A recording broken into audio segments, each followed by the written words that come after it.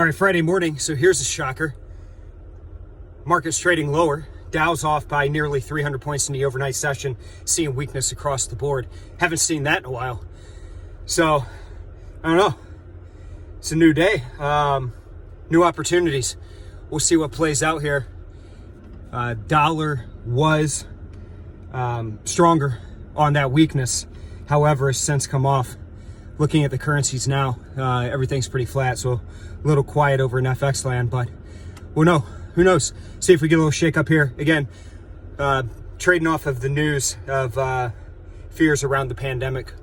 President Biden came out yesterday and said we could see as many as 500,000 deaths here in the U.S. Within the, or hitting that number within the next couple weeks. So it's a big number, and certainly, heartbreaking. And weighing on the markets as a result. So hope everybody has a great weekend. Let's go out there. Let's get after it today. Hey, remember, let's stick to those goals. For those of you looking to make yourself a better trader, check out our YouTube channel. We've got the recording up from the all-day event we did last week, the educational event. Give it a listen. All right, folks, have a good weekend. I'll see you on Monday.